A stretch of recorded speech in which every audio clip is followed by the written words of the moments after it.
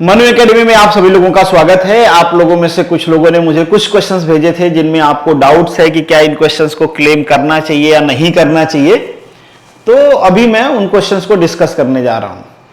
सारे question discuss नहीं करेंगे, जिन क्वेश्चंस को आपने भेजे हैं स्पेशली कि ये क्वेश्चन नंबर में आपको डाउट है, उन्हीं क्वेश्चन के बारे में डिस्कशन करेंगे और उन्हीं क्वेश्चन को मैंने हाईलाइट भी किया हुआ है। आगे कुछ ही क्वेश्चन है, बहुत ज्यादा है नहीं।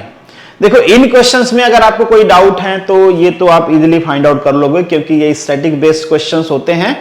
इनमें कुछ ऐसा फंडामेंटल है नहीं, तो अगर गलत है तो गलत है, सही है तो सही है, दैट्स इट। और इसका आसानी से आंसर आपको मिल जाएगा।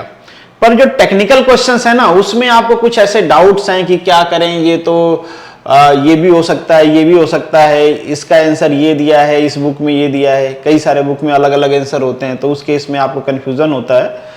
तो बेसिकली उन्हीं क्वेश्चंस को मैं यहाँ पे डिस्कस करने वाला हूँ कि क्या पॉसिबिलिटी है, किन क्वेश्चन को आप क्लेम करोगे तो चेंज होने की पॉसिबिलिटी है, किन क्वेश्चन में गलतियां हैं पर एग्जामिनर चेंज नहीं करेगा या फिर कर सकता है, क्या पॉसिबिलिटी है, ये डिस्कस करेंगे।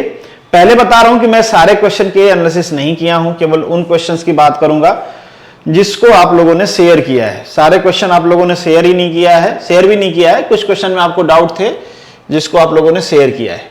जैसे पहला क्वेश्चन है आपका 126 नंबर का, प्रोविजनल आंसर की में जो सीरियल नंबर है उसका, जो मल्टी डिस्क क्लच होता है, ऑयल इज यूज्ड फॉर। अब देखो, ये क्वेश्चन है ना, ये कहीं से लिया गया है, कई सारे जगह पे ये क्वेश्चन आपको मिल जाएगा। कई सारे जगह पे यहां पे ऑल होता है, नन के जगह पे क्या होता है भैया, ऑल होता है। उस केस में ये आंसर हो जाता है। अब यहां पे आपको एक ऑप्शन चूज करना है, क्योंकि यहां पे ऑल नहीं दिया है, नन दिया है। अब ऑयलिंग करने का पर्पज क्या होता है और ऑयलिंग करने से होता क्या है, दोनों अलग अलग चीजें हैं। पर्पज हमारा ये होता है, क्या पर्पज हमारा जो फ्रिक्शन है बीच में, उसको रिड्यूस करना होता है? नहीं भैया, ये हमारा बेसिक पर्पज नहीं होता। क्लच में तो हम फ्रिक्शन बढ़ाना चाहते हैं, रिड्यूस क्यों करना चाहेंगे हम फ्रिक्शन को? पर हां, जब हम वहां पे ऑयलिंग करेंगे तो डेफिनेटली फ्रिक्शन कुछ डाउन होगा, पर ये हमारा ऑयलिंग करने का पर्पज नहीं है, लुब्रिकेशन का हमारा ये पर्पज नहीं है। ठीक है, लुब्रिकेशन से बिल्कुल हीट वहां से रिड्यूस होती है, ये बिल्कुल सही बात है कि लुब्रिकेशन से हमारी हीट रिड्यूस होती है। पर क्या लुब्रिकेशन का बेसिक पर्पज ये होता है कि हम वहां से हीट निकालें? तो ये भी बेसिक पर्पज नहीं होता है। लुब्रिकेशन का बेसिक पर्पज ये होता है कि हम किसी दो सरफेसेस जहां पे मोशन हो रहा है उसको लुब्रिकेट रखें ताकि उसका टीयर बियर कम हो। पर हम यहां पे क्लच की बात कर रहे हैं, तो क्लच के केस में जो मल्टीप्लेट क्लच होता है, वहां पे ढेर सारे सरफेसेस इंगेज होते हैं, तो ढेर सारे अमाउंट में हीट भी रिलीज होती है, तो हमको वहां से हीट भी रिमूव करना होता है। तो ये ऑप्शन तो ज्यादा अप्रोप्रिएट नहीं है। जैसे मैंने कहा कि ऑल होता तो ऑल होता, पर ये ऑप्शन ज्यादा अप्रोप्रिएट नहीं है। हम अपने क्वेश्चन के लैंग्वेज को समझने की कोशिश करें तो to carry away the heat, ये ऑप्शन ठीक है। ये एक फंक्शन होता है लुब्रिकेशन का, बिल्कुल लुब्रिकेशन चाहे यहां हो चाहे और कहीं पे भी हो, वो हीट को कैरी अवे करता है। पर ऐसा नहीं कि उसका बेसिक फंक्शन है, नहीं तो फिर हम कूलिंग सिस्टम क्यों यूज करते हैं? अगर हर जगह लुब्रिकेशन से ही हीट बाहर निकल जाए तो वो सिस्टम अलग होता है जिसे हम कूलिंग सिस्टम कहते हैं। ठीक है, पर क्या क्लच के लिए हम सेपरेट कूलिंग सिस्टम यूज करते हैं? नहीं, लुब्रिकेशन से ही हमको काम चलाना पड़ता है। अब कई सारे लोग कहेंगे कि इसका आंसर सी है, मैं भी कहूंगा कि आंसर सी हो सकता है। यहां पे देखिए सी क्या है, to lubricate the contacting surface. हाँ, ये हमारा पर्पज होता है। कहीं पे भी लुब्रिकेट करने का पर्पज क्या होता है कि दो सरफेस जो आपस में कांटेक्ट में आ रहे हैं, हम उसको क्या करें, लुब्रिकेट करें। ये हमारा पर्पज हो सकता है। पर चूंकि एक चूज करना है, यहां पे केवल एक ही ऑप्शन सही है। जैसे मैंने कहा, ये क्वेश्चन का फॉर्मेट कुछ ऐसा था कि यहां पे ऑल होना चाहिए था, पर अब एक ही करना है, तो इनमें से सबसे ज्यादा अप्रोप्रिएट कौन सा हो सकता है? अगर क्लच की केस देखें तो ठीक है, क्लच में हमको फ्रिक्शन ज्यादा रखना है। वो अलग बात है कि लुब्रिकेशन से फ्रिक्शन कम हो जाएगा, पर क्लच में हमको फ्रिक्शन ज्यादा रखना है, तो मोर अप्रोप्रिएट हमको एक चूज करना है, तो ये वाला ज्यादा ठीक ऑप्शन है, जो कि जीपीएससी ने दिया भी है। पर कई सारे जगह आपको ये भी आंसर मिल जाएगा। हो सकता है आप में से कई सारे लोग इसको आंसर करके आए हों, या फर्स्ट नजर में देखेंगे, इतना एनालिसिस कौन करेगा, कौन एकदम एग्जैक्टली वर्ड टू वर्ड सही जा रहा है, तो ये भी आंसर हो सकता है। क्योंकि लुब्रिकेशन का बेसिक मतलब ये होता है जो ऑप्शन सी में दिया गया है। ठीक है, तो ये भी ठीक हो सकता है भाई, क्योंकि लुब्रिकेशन का बेसिक पर्पज ये तो नहीं होता है कहीं पे, ये तो नहीं होता है। ठीक है, तो आप इसको बिल्कुल क्लेम कर सकते हो सकता है अगर आपको रेफरेंस बुक में मिल जाए तो हो सकता है कि वो इस क्वेश्चन को या तो दोनों को सही मान ले। जनरली ऐसे क्वेश्चन को वो कैंसिल कर देते हैं जहां पे आंसर का कॉन्ट्राडिक्शन होता है। तो बिल्कुल आप अगर चाहते हो तो इस क्वेश्चन को क्लेम कर सकते हो, पर जरूरी नहीं कि आप क्लेम करोगे तो मान जाएंगे, क्योंकि उनके पास भी कुछ लॉजिक है कि उस लॉजिक के हिसाब से ये कहेंगे कि हमारे हिसाब से ज्यादा अप्रोप्रिएट है। और ऐसे क्वेश्चन में ये भी कहता हूं, कई बार पढ़ाता हूं तो, कि ऐसे क्वेश्चन में उसके पास एज होती है जो इस टाइप का क्वेश्चन बनाता है। सबसे पहले जो क्वेश्चन बनाता है, अगर वो जिसको सही मानेगा या सही कहीं पे दे दिया वही सही रहता है, वो फिर क्वेश्चन स्प्रेड हो जाता है, सब लोग उसी को सही मानते हुए चल लेते हैं। वो किस थॉट प्रोसेस के साथ क्वेश्चन बनाया है वो वही जानता है जिसने क्वेश्चन बनाया है, पहली बार जिसने क्वेश्चन बनाया है। अब वो जिसको ठीक मान लेता है, लोग उसी को ठीक मानते हैं, क्योंकि भाई वो क्वेश्चन बनाने वाला है। तो ये कुछ स्टोरी रही, थोड़ा सा ज्यादा ही लंबा डिस्कशन हो गया मेरा, पर चूंकि आपको समझाना था कि क्या क्या हो सकता है पॉसिबिलिटी, इसलिए मैंने आपको समझाया। सेकेंड क्वेश्चन है 127 नंबर। इस क्वेश्चन में थोड़ा सा कॉन्ट्रडिक्शन है। जीपीएससी ने ये आंसर दिया है और इसका ये आंसर भी ठीक होता है। बहुत सारे जगह, बहुत सारे पीएसयूज में, स्टेट पीसीएस में ये क्वेश्चन पूछा गया है और वहां पे आंसर ए दिया गया है। अब जीपीएससी ने ऐसा काहे बकैती किया भाई, ये वाला आंसर क्यों दिया? अगर सब लोग वो दे रहे हैं तो जीपीएससी को ये देने की जरूरत क्या पड़ गई भाई? देखिए, सब लोग वो दे रहे हैं, ये ठीक बात है। इन दोनों ब्रेक्स का हम यूज करते हैं रेलवे में। इसका यूज बेसिकली हैवी लोड, जो मतलब एक तरह से मालगाड़ी जिसे हम कहते हैं ना, फ्रेट ट्रेन कहते हैं उसको हम, या फ्रेट वैगन कहते हैं। अगर ये आपके क्वेश्चन में होता तो बिल्कुल एप्रोप्रिएट आंसर ये होता। बट इन जनरल पूछा गया है तो पैसेंजर जो व्हीकल्स होती है, पैसेंजर ट्रेन जो होती हैं, उनमें इसका यूज किया जाता है। तो मेरे हिसाब से आपको बिल्कुल क्लेम कर देना चाहिए और जीपीएससी को इसका आंसर बदलना चाहिए। इसका आंसर ज्यादा अप्रोप्रिएट ये है, क्योंकि ट्रेन इन जनरल जब हम नाम कहते हैं तो पैसेंजर ट्रेन ही कहते हैं। जब हम मालगाड़ी की बात कर रहे होते हैं तो वहां पे उसके लिए स्पेसिफिक वर्ड है, वो हम यूज करते हैं, जो कि यहाँ पे यूज नहीं किया गया है। अब आप में से कुछ लोग इसका ये आंसर करके आए होंगे, कुछ लोग ये आंसर करके आए होंगे। ट्रेन के नाम पे ठीक दोनों हैं। फिर से अगेन वही वाला कंट्रडिक्शन जो इससे पहले हम बात कर रहे थे।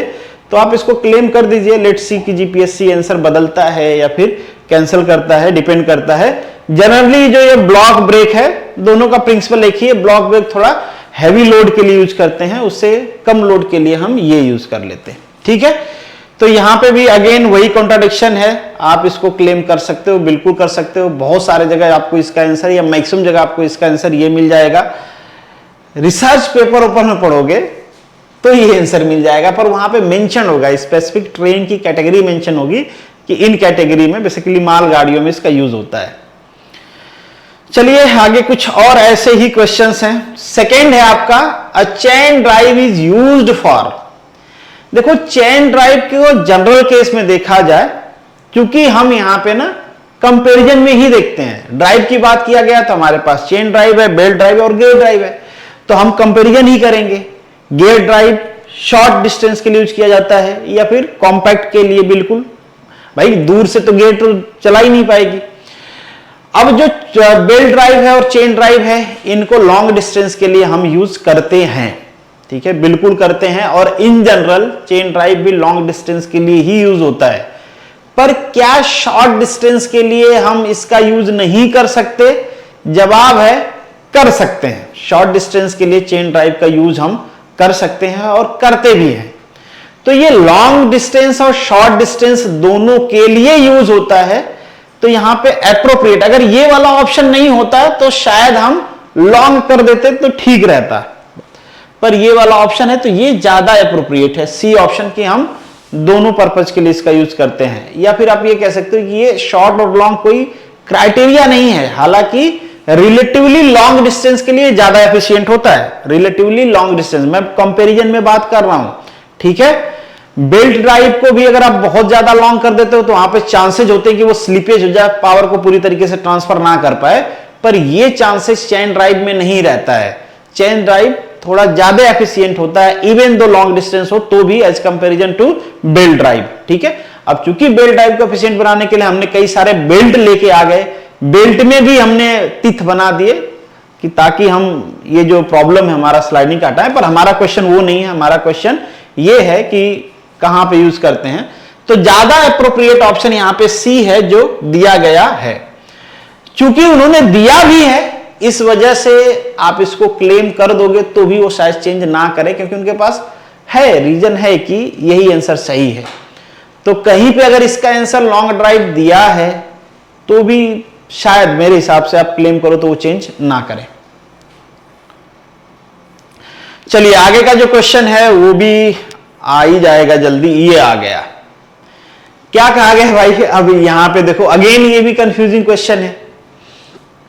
कह रहे हैं कि जो ऑटोमोबाइल बॉडी वर्क होते हैं उसमें किस टाइप के वेल्डिंग का यूज करते हैं?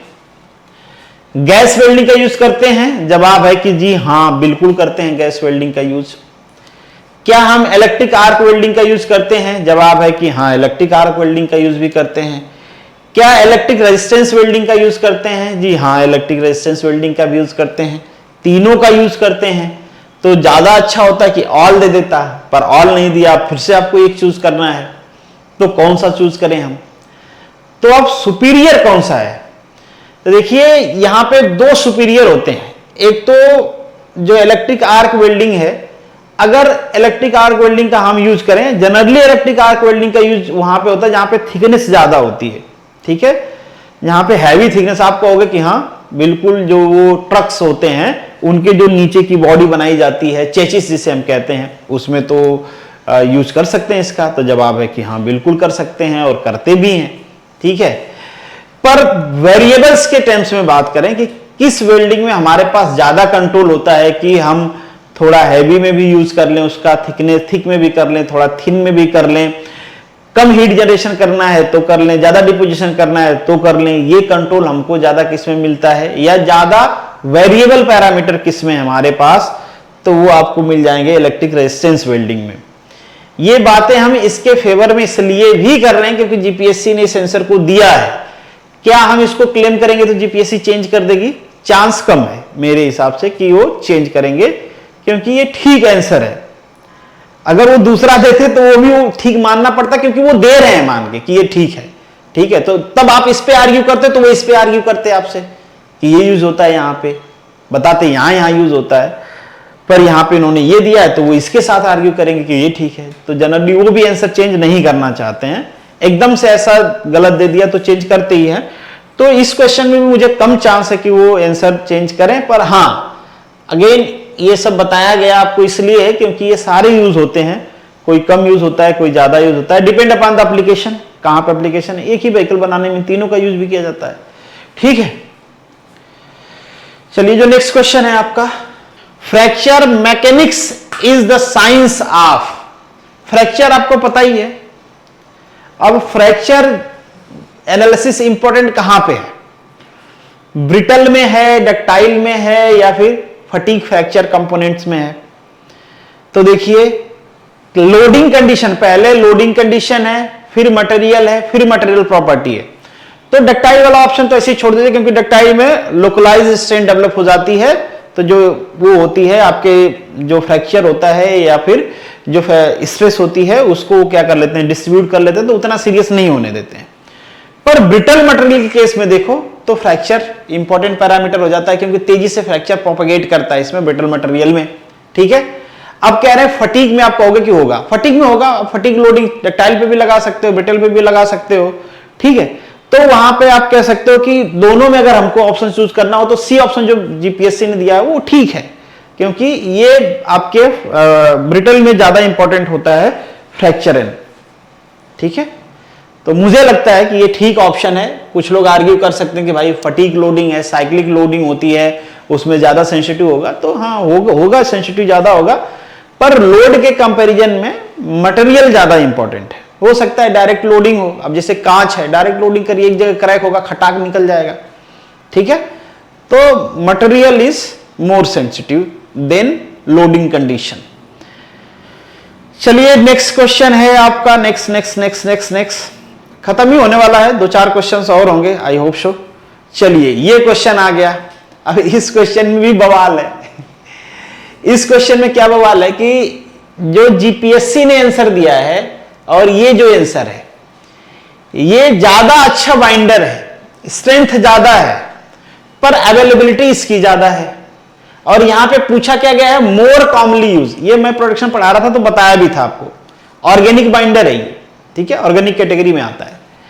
मैंने क्वेश्चन करवाया होगा, सेम करवाया होगा क्वेश्चन ऐसे ही, क्योंकि कई सारे एग्जाम्स में पूछा जाता है, बार बार पूछा जाता है। और ऐसे क्वेश्चन जब मैं करवाता तो बताता हूं कि इंपॉर्टेंट है, इसमें डाउट या कंफ्यूजन क्या होता है। कई बार मैं ये भी बताता हूं कि अलग अलग एग्जाम में पूछे गए हैं और उन्होंने अलग अलग आंसर दिए हैं, ठीक है। इसमें भी यही प्रॉब्लम है, मैक्सिमम जगह आपको आंसर ये मिल जाएगा। देखिए ये ज्यादा अच्छी क्वालिटी का बाइंडर है, ज्यादा स्ट्रेंथ है, पर यहां पे यूज पूछा है, यूज इसका ज्यादा होता है। क्यों ज्यादा होता है भाई? क्योंकि अवेलेबिलिटी है, ठीक है। अवेलेबिलिटी होता है ना, कोई चीज कम क्वालिटी है उसकी पर इजीली अवेलेबल है, तो हम उसको ज्यादा प्रिफर करते हैं यूज करना, रादर देन कि हाई क्वालिटी की चीज कम अवेलेबल है या रेयरली अवेलेबल है। तो ज्यादा अप्रोप्रिएट ऑप्शन आपका सी है, और मैक्सिमम जगह आपको सी मिलेगा भी। तो मुझे लगता है कि यहां पे भी कुछ जगह आपको बी भी मिल जाएगा, कुछ जगह क्या, बहुत सारे जगह ऐसा भी होगा कि एग्जाम में क्वेश्चन पूछा गया है और वहां पे बी आंसर दिया गया है, पॉसिबिलिटी है, ठीक है। तो अब वही बात हो जाती है कि फिर से आप कहोगे कि बी सही है, वो कहेंगे नहीं सी सही है। तो वही वाली बात है कि जो मानेंगे, क्योंकि उनका आर्ग्यूमेंट भी ठीक है, आपका भी ठीक है, तो वो वाली बात है। तो इसीलिए मैं कहता हूं कि ऐसे क्वेश्चंस में जनरली देख लेना चाहिए कि आपके प्रीवियस ईयर में पूछा गया है तो कौन सा आंसर दिया गया है। जीपीएससी ने ऐसा नहीं कि पहली बार इसको पूछा है, कई बार पूछा है इसको। नेक्स्ट है, नेक्स्ट जो क्वेश्चन है, तो वहां पे मुझे लगता है कि बहुत ज्यादा आपको फायदा नहीं होगा क्लेम करके, शायद मोस्ट प्रोबेबली वो आंसर चेंज नहीं करेंगे। बाकी आपकी किस्मत, बहुत सारे लोगों ने क्लेम कर दिया, और प्रूफ तो मिल जाएगा आपको आसानी से। Proof is not a big deal, बहुत सारे जगह आपको प्रूफ मिल जाएगा, वो दिया गया रहेगा बी ऑप्शन, तो शायद प्रूफ देख के उनका मन हो जाए कि चलो इसको कैंसिल ही कर देते हैं, तो ऐसा कुछ कर सकते हैं वो। लीजिए ये क्वेश्चन है, ये भी कंफ्यूजन वाला क्वेश्चन है। जीपीएससी ने दिया है ए। अब ये जो ऑटो कैलोरीमीटर होता है, ये एक ऑप्टिकल डिवाइस होता है। मैकेनिज्म क्या है भाई, इसको हम सरफेस पे लाइट भेजते हैं, कैलोरीमीटेड लाइट भेजते हैं, वहां से जो वेव आती है उसका एंगल मेजर करते हैं, और उस एंगल के बेसिस पे हम डिसाइड करते हैं कि क्या है। कहीं पे भी यूज कर सकते हो, ऐसी कहीं कोई भी जगह जहां पे आप एंगल मेजर करके सरफेस के नेचर के बारे में बता सकते हो। तो अब देखिए यहां पे आंसर क्या क्या है। रफनेस के बारे में क्या बता सकते हो आप? बहुत एक्यूरेटली नहीं बता सकते हो, पर हां बता सकते हो, ठीक है। मतलब रफ सरफेस है तो आपको अलग अलग एंगल मिलेगा, हालांकि एंगल में वेरिएशन बहुत कम रहेगा, पर ये बहुत एक्यूरेट, बहुत प्रिसाइज तरीके से एंगल बता देता है। इस वजह से आप डिटेक्ट तो कर ही सकते हो, ठीक है। हां, भले उसका लेवल कम हो एक्यूरेसी का। फ्लैटनेस बता सकते हो, हां बता सकते हो। कर्व बता सकते हो, आपकी सरफेस आपका कर्व है, फ्लैट है, क्योंकि अगेन जो रिफ्लेक्शन होगा वो कर्व के हिसाब से होगा, क्योंकि सरफेस जिस कर्व में होगा वैसे ही एंगल में वो रिफ्लेक्ट भी करेगा रेज को। तो ये आप बिल्कुल बता सकते हो। पर मेजर क्या करते हैं हम? एंगल मेजर करते हैं वहां पे। ये बहुत सारे जगह पे यूज होता है। ये इनके अलावा भी कहीं पे अलाइनमेंट बनाना है, वहां पे भी हम यूज करते हैं। तो जीपीएससी ने इस क्वेश्चन को दिया है कि यूज टू चेक, क्या चेक करने के लिए करते हैं।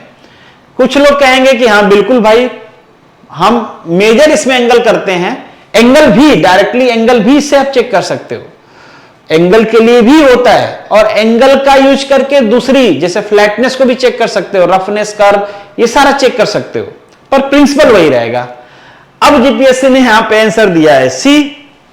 कुछ लोग करके आएंगे फ्लैटनेस, इसका भी आसानी से मिल जाएगा, आप इसको भी क्लेम कर सकते हो, और बुक्स में आपको मिल जाएंगे, कई सारे जगह पे इसको दिया होगा सीधा कि फ्लैटनेस चेक करते हैं, कई सारे जगह आपको एंगल दिया हुआ मिल जाएगा, तो क्लेम कर दीजिए। अगर आंसर वो दोनों मान लेते हैं, जनरली दोनों जब रहता है तो वो कैंसिल ही कर देते हैं, तो मोस्ट प्रोबेबली ये क्वेश्चन को वो कर देंगे कैंसिल, ठीक है। चलिए और कोई क्वेश्चन देख लेते हैं। अगर आप लोगों ने भेजे होंगे तो और होंगे, नहीं भेजे होंगे तो नहीं होंगे, ठीक है। मगर मुझे लगता है कि कुछ और क्वेश्चंस हैं इसमें जो आप लोगों ने भेजे हैं, जिसके बारे में हमें डिस्कशन करना है। अब ये रहा क्वेश्चन आपका, यूलर्स इक्वेशन ऑफ मोशन। ये क्वेश्चन में कुछ लोगों को डाउट है, पर ये क्वेश्चन ठीक दिया है इन्होंने, अब गलती नहीं है। क्या डराइव हो सकता है ये नेवियर-स्टोक्स इक्वेशन से? हाँ, हो सकता है भाई। नेवियर-स्टोक्स इक्वेशन से ये यूलर्स इक्वेशन में हम मान लेते हैं भाई विस्कोसिटी नहीं है, तो बस वही वाला क्वेश्चन आ जाता है। Navier Stokes equation delta V by delta T is equal to minus P minus mu delta square V, ये होता है। ठीक है, अब क्या कह रहे हैं कि जो हमारा यूलर्स इक्वेशन है वो क्या इससे डिराइव? हाँ जी, बिल्कुल डिराइव है। देखिए यूलर्स इक्वेशन यही तो होता है भाई, delta V by delta P is equal to minus P, यही होता है यूलर्स इक्वेशन। तो बिल्कुल इससे डिराइव है। हम विस्कोसिटी को इसमें क्या, वो वाला जो टर्म क्या है उसको हम जीरो कर देते हैं, क्योंकि हम इसमें विस्कोसिटी को कंसीडर करके नहीं चलते हैं। अब आप कहोगे कि ये बर्नौली वाला का क्या हुआ भाई? बर्नौली वाले का देखिए, बर्नौली क्या है भाई? बर्नौली किसके बारे में बात करती है कि जो टोटल हेड होता है that should be a constant. हाँ, ये भी इक्वेशन आप ऐसे लिख सकते हो, बर्नौली वाला भी। क्या लिखते हो भाई? Delta V by delta T is equal to minus P minus 1/2 kinetic energy का होता है, तो that is half rho V square plus rho G H. ठीक है, तो एप्रोप्रिएट ऑप्शन यहां पे जो दिया गया है वो ठीक है, ऑप्शन ए करेक्ट होगा। अब कुछ लोग ये जरूर कहेंगे कि it is the preliminary step to derive the Bernoulli equation, but Bernoulli equation का जो प्रिंसिपल है that is the total energy head at any cross section should be a constant. अब आप कहो कि कुछ एनर्जी को हम निग्लेक्ट करके इस इक्वेशन से इसको डिराइव कर सकते हैं। हाँ, बिल्कुल कर सकते हो, पर ज्यादा एप्रोप्रिएट आपका जो आंसर है वो यही है। ठीक है, क्योंकि ए में तो डायरेक्टली हम एजम्पशन लेके चलते हैं, जो कि बर्नौली में नहीं लेके चलते हैं। ये वाला एजम्पशन जो अपने मर्जी से आप मानोगे, और यूलर्स में तो हम डायरेक्टली लेके चलते हैं। तो इस वजह से जो ज्यादा एप्रोप्रिएट ऑप्शन है वो आपका है ए। तो इसमें भी मुझे लगता नहीं है कि कुछ होगा, तो क्लेम करके कुछ खास आपको आउटपुट मिलने वाला है नहीं, कैंसिल भी नहीं करेंगे। नेक्स्ट क्वेश्चन है आपका, पहला कह रहा है कि जो इनडायरेक्ट कॉन्टैक्ट हीट एक्सचेंजर है are preferred over the direct contact.